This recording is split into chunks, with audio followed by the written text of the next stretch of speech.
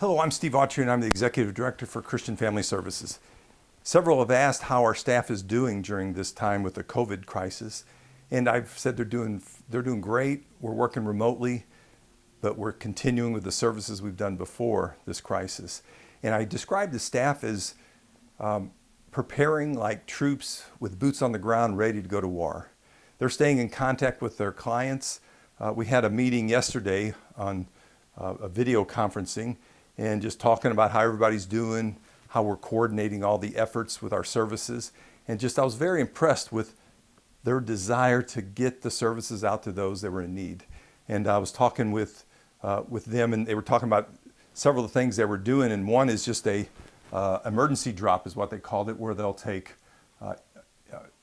diapers, they'll take wipes, and they'll take formula to different homes that needed it. And they'll just take them, put them on the porch, and they'll come and get them without any social contact. They've also had some foster care placements. We have maternity clients that we're continuing to talk with and just trying to help. And so they're really working hard, and I really appreciate that. Also, our counselors had the first 2 days of video counseling, and we were concerned how that would go, but that has gone very well. It's been interesting talking with people, and their anxiety continues to increase. And I'd just like to real quick give you a couple things here to help you with your anxiety. First is to cut back on the news. You know, I have a friend of mine that called me on the phone. He said, "Steve, I just need to talk with you." He said, "Publicly, I'm doing fine. I'm confident. I'm happy. I'm joyful. I'm hopeful." He said, "But I'm scared to death for myself, for my family, for my elderly parents."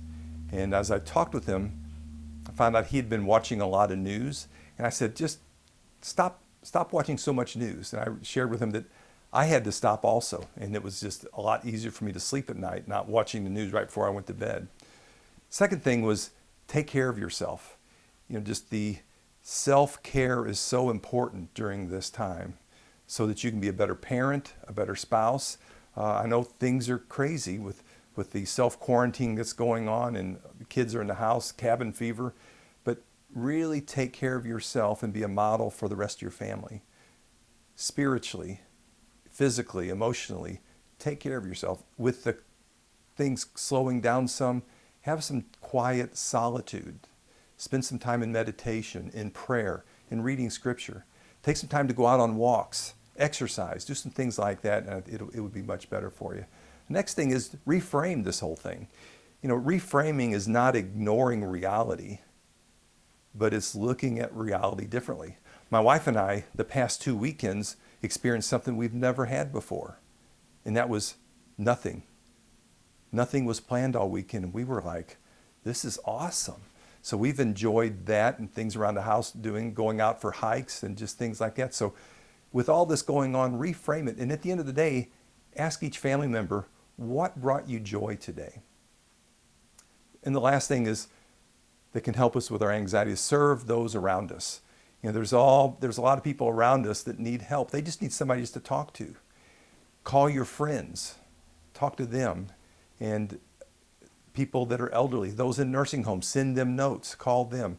There's a lot that we can do. And one thing that we're doing, and here's a picture of Megan, one of our social workers. She's talked to one of the hospitals, and she's organizing making homemade masks for the hospitals to use in this time of crisis. If you'd like to help with that, don't hesitate to give us a call at CFS. If there's anything we can do, if you just need to talk to somebody, give us a call.